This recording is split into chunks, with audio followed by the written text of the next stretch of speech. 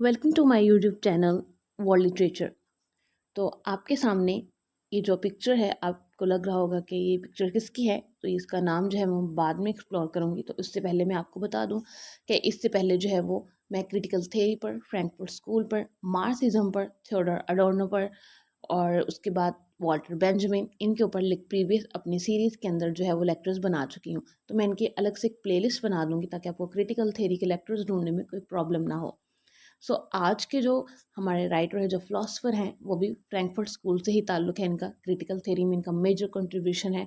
तो ये जो पिक्चर है आपको स्क्रीन पर नज़र आ रही है, ये है मैक्स हॉकहाइमर की पिक्चर।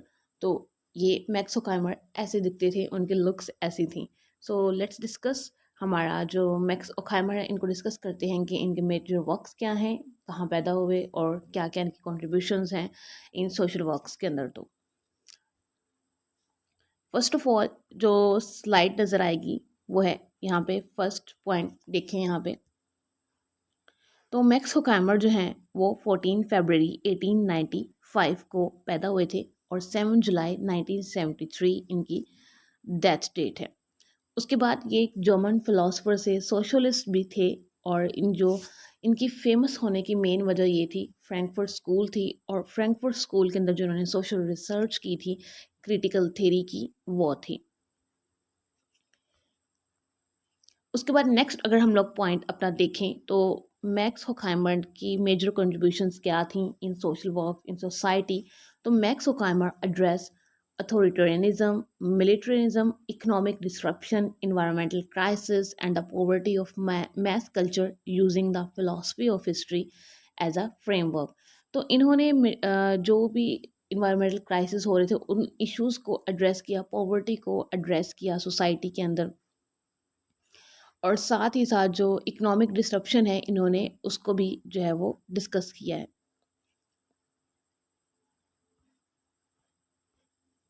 नेक्स्ट अगर हम इनके मेजर वर्क्स पर जाएं तो इनके मेजर वर्क्स में हमारे पास शामिल हैं इक्लिप्स ऑफ रीजन 1947 में इन्होंने दिया था।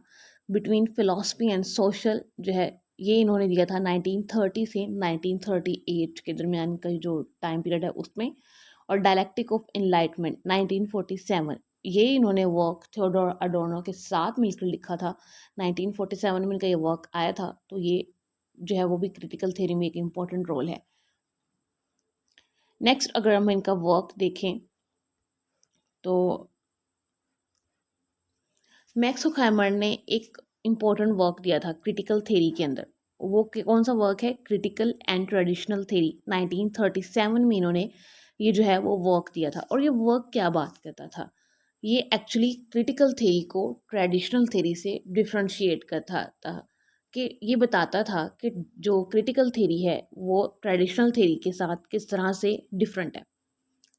तो स्क्रीन पर देखें तो यहाँ पे लिखा हुआ है critical and traditional theory 1937 is the most explicitly programmatic statement of the critical theory of the Frankfurt school.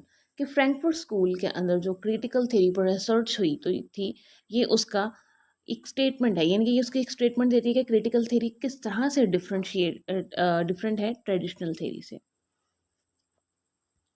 Next अगर हम देखें तो और इसका क्या काम है जो इन्होंने अपना वर्क दिया था critical theory and traditional theory 1937 के अंदर। तो it addresses the inter relations between the mood of how to organise social research and the nature of the social reality that is being researched. तो यहाँ पर वो कहते हैं कि जो भी हम सोशल रिसर्च करते हैं किसी भी चीज़ के ऊपर, तो उसको ऑर्गेनाइज कैसे कर किया जाना चाहिए। और सेकेंडली जो है वो यहाँ पे ये भी कहते हैं कि जो सोशल रियलिटी है उसकी नेचर क्या है, कि वो फैक्ट्स पे बिलीव है, थेरी है, ट्रूथ है, ईटीसी। तो वो कैसे उसकी रियलिटी को है वो हम जान सकते हैं, तो उसको कैसे उसकी रियलिटी पर हम रिसर्च कर सकते हैं। तो ये वो कहते थे अपने क्रिटिकल एंड ट्रेडिशनल थेरी के अंदर। नेक्स्ट स्लाइड अगर हम देखें तो मज़ीद एक्सप्लेन किया हुआ है कि जो ट्रेडिशनल थेरी है वो क्रिटिकल थेरी से किस तरह से डिफरेंशिएटेड है। यहाँ पे देखें तो हमें पता चलता है कि जो क्रिटिकल थेरी है वो सोसाइटी को चेंज करने की बात करती है, वो सोसाइटी को एज अ होल चेंज करने की बात करती है। लेकिन जो कि हमारी ट्रेडिशनल थेरी है, जिसको हम लोग मार्क्सिस्ट थेरी कहते हैं, जो कि मार्क्सिज्म पे बेस करती है, तो वो जो है वो सिर्फ एक्सप्लेन करती है, लेकिन सोसाइटी को ना तो होल चेंज करती है, ये सिर्फ चीज़ों को एक्सप्लेन करती है, जैसे कि इकोनॉमिक फैक्टर्स हो गए या फिर और जो फैक्टर्स हैं उनको ये एक्सप्लेन करती हैं, rather than to change the whole society. तो ये इन दोनों का डिफरेंस है। जब भी आप कोई क्वेश्चन अटेम्प्ट करें, तो यहाँ पे एक मैं आपको एक टिप बता रही हूँ कि जब भी कोई क्वेश्चन आप अटेम्प्ट करें तो सबसे पहले उस फिलोसफर की जो बायोग्राफी थोड़ी सी चेक करते होते हैं कि वो उनकी डेट ऑफ बर्थ क्या है, उनके देन उन वो फिलोसफर हैं जो भी किया, जैसे कि हमारे मैक्स हॉकहाइमर हैं, फिलोसफर भी हैं और सोशोलॉजिस्ट भी थे।